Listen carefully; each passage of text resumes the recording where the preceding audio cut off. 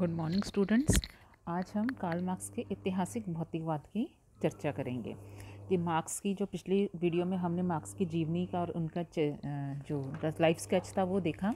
Marks की कृतियाँ देखी थी हमने।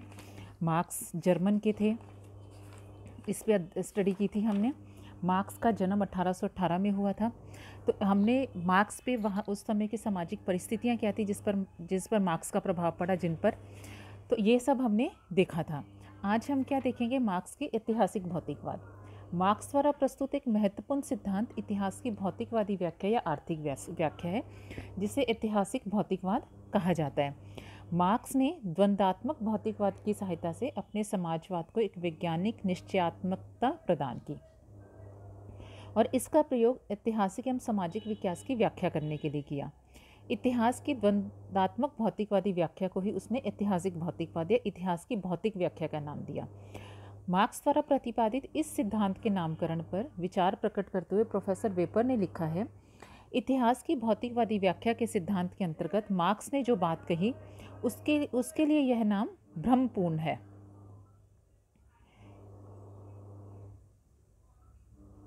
तो हमने देखा कि मार्क्स ने अपने ऐतिहासिक भौतिकवाद को क्या नाम दिया, अपने इस सिद्धांत को, और विद्वानों के द्वारा इस पर क्या कहा गया।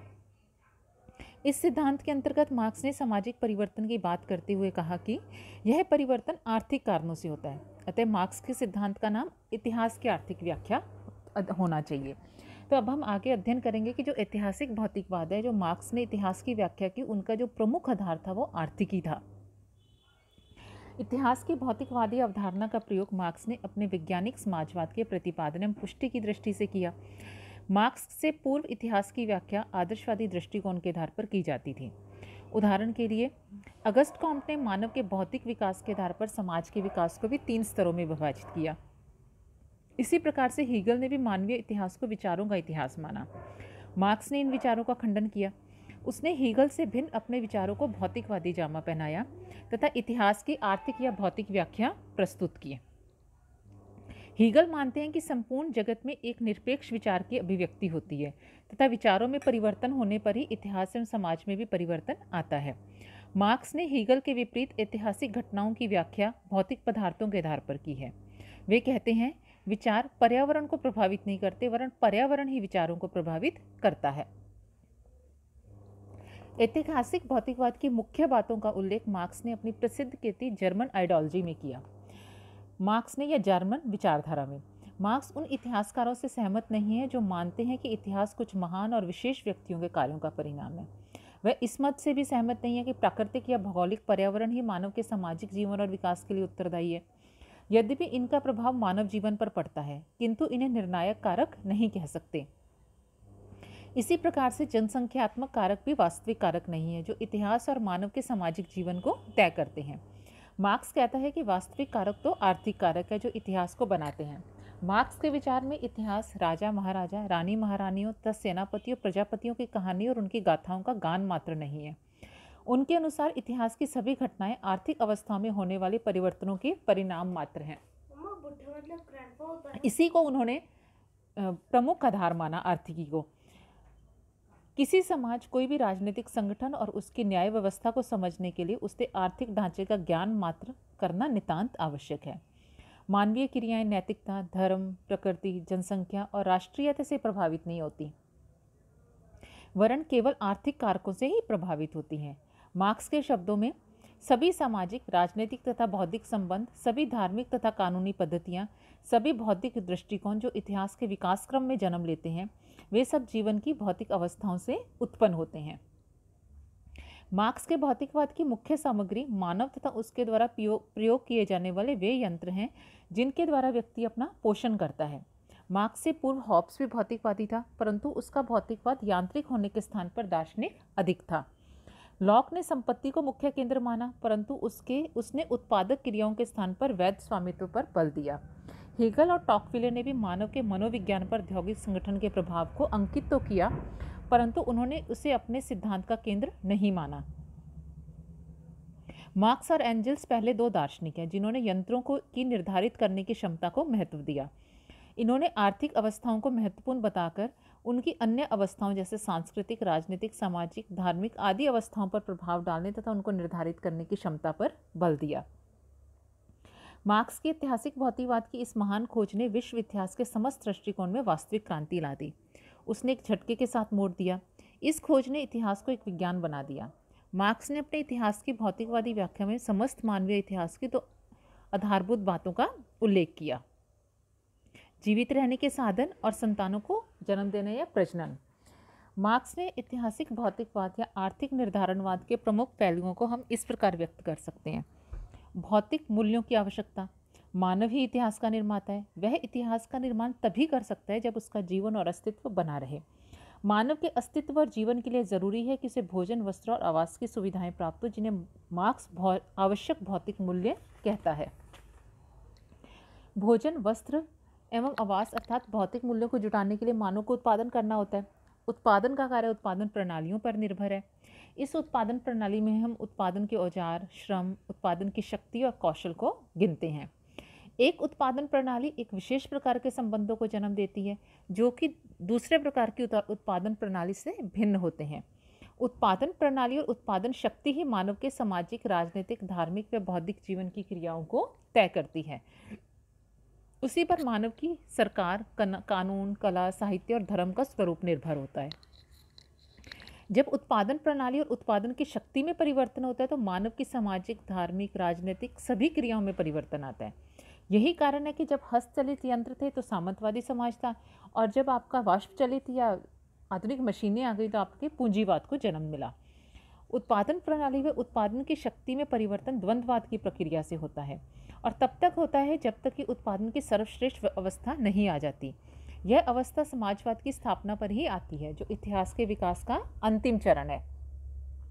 इस तरह मार्क्स का ऐतिहासिक भौतिकवाद वेपर के शब्दों में एक आशावादी सिद्धांत है जिसमें मानव की विजय होती है। मार्क्स भी हीगल की भांति इतिहास की अनिवार्यता में विश्वास करते हैं। वे मानते हैं कि इतिहास का निर्माण मनुष्यों के प्रयत्नों से सर्वथा स्वतंत्र रूप में होता है। इतिहास के प्रवाह को मानवीय प्रयत्नों द्वारा रोका नहीं जा सकता। इस प्रवाह में विभिन्न युगों के उत्पादन की शक्तियों के अनुकूल जिस प्रकार के संबंधों की आवश्यकता होगी वे अवश्य अवतरित होंगे। मार्क्स ये मानते हैं कि इतिहास की प्रत्येक अवस्था वर्ग संघर्ष का इतिहास है। इतिहास की प्रत्येक घटना, प्रत्येक परिवर्तन आर्थिक शक्तियों का परिणाम है। मार्क्स ने उत्पादन संबंधों एवं आर्थिक प्रणालियों के आधार पर इतिहास को 5 युगों में बांटा: आदिम साम्यवादी युग, दासत्व युग, सामंतवादी युग, पूंजीवादी युग और समाजवादी युग। पहला आदिम साम्यवादी युग। यह इतिहास का प्रारंभिक युग था। इस युग में पत्थर के औजार और धनुष्मान उत्पादन के मुख्य साधन थे। मानव मछली मारकर, शिकार करके और कंदमूल एकत्रित करके जीवन यापन करता था। उत्पादन के साधनों पर सामूहिक स्वामित्व था। निजी संपत्ति जैसी कोई चीज़ नहीं थी। सब समान थे। शोषण की स्थिति नहीं थी। इसलिए मार्क्स इसे साम्यवादी अवस्था कहता था। दासत्व युग। धीरे धीरे भौतिक परिस्थितियों में परिवर्तन हुआ। अब व्यक्ति पशुपालन एवं कृषि कार्य करने लगा। दस्तकारी का उदय हुआ। निजी संपत्ति के विचार ने जन्म लिया और श्रम विभाजन पनपा। जिन व्यक्तियों का भूमि और उत्पादन के साधनों पर अधिकार था वे दूसरे को अपना दास बनाकर उनसे बलपूर्वक काम कराने लगे। इस प्रकार दासत्व युग में स्वतंत्रता और समानता समाप्त हो गई। समाज में स्वामी और दास 2 वर्ग बने तथा दासों का शोषण प्रारंभ हुआ और वर्ग संघर्ष होने लगा। सामंतवादी युग। इस युग में उत्पादन के साधनों पर राजाओं और सामंतों का अधिकार हो गया, विशेषतः भूमि पर। छोटे छोटे किसान, जिन्हें अर्ध किसान कहा जाता था, सामंतों से भूमि लेकर उस पर खेती करते थे। किसान दास तो न थे, किंतु उन पर कई नियंत्रण लाद दिए गए। उन्हें सामंतों के यहाँ बेगार में खेती करनी होती थी और युद्ध के समय उनकी सेना में सिपाही के रूप में लड़ना पड़ता था। इन सब के बदले में सामंत उन्हें निर्वाह के लिए कुछ वेतन या भूमि दे देता था। इस युग में शोषण भयंकर था, अतः शोषक और शोषितों में वर्ग संघर्ष निरंतर चलता रहा।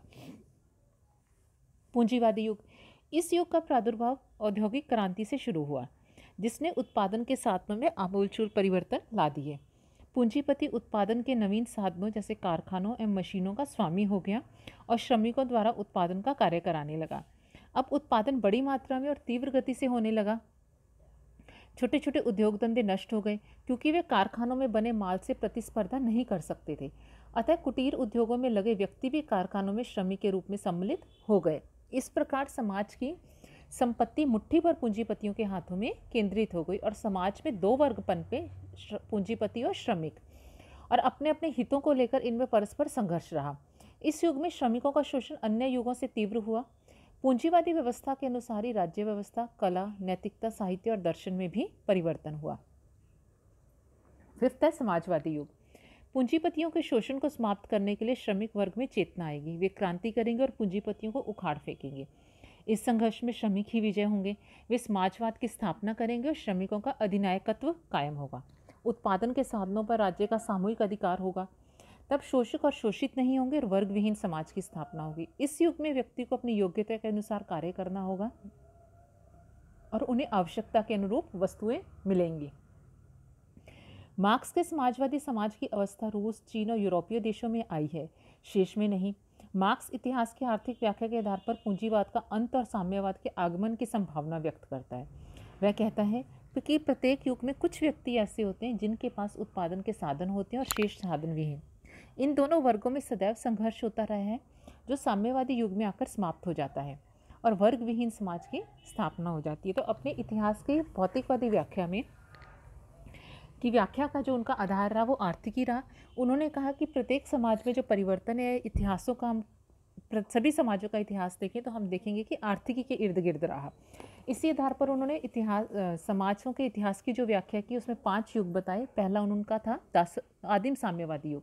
इसमें वो कहते हैं कि किसी प्रकार का कोई दास नहीं था, कोई स्वामी नहीं था, सब इक्वल थे। सेकंड दासत्व युग में वो कहते हैं कि 2 वर्ग पनपे, एक स्वामी और दूसरा दास। थर्ड वो कहते हैं सामंतवादी युग। सामंतवादी युग में वो कहते हैं कि पुनः 2 वर्ग थे, एक सामंत था और दूसरा वे व्यक्ति थे जिनके पास भूमि नहीं थी। चौथा वो कहते हैं पूंजीवादी युग। इसमें वो कहते हैं पूंजीपति और श्रमिक 2 वर्ग बने। समाजवादी युग वो कहते हैं कि समाज के विकास की एक ऐसी अवस्था होगी जिसमें कोई वर्ग नहीं होगा बोलते हैं, संघर्ष भी नहीं होगा, श्रमिकों की विजय होगी और श्रमिकों का ही अधिनायकत्व होगा। मार्क्स के इस ऐतिहासिक भौतिकवाद की कई बिंदुओं के आधार पर आलोचना भी हुई। पहला है कि इन्होंने आर्थिक तत्व पर अत्यधिक और अनावश्यक बल दिया। मार्क्स ने सामाजिक, राजनीतिक, सांस्कृतिक एवं वैधानिक ढांचे में परिवर्तन के लिए केवल आर्थिक तत्व को उत्तरदायी माना, जो अतिशयोक्तिपूर्ण है।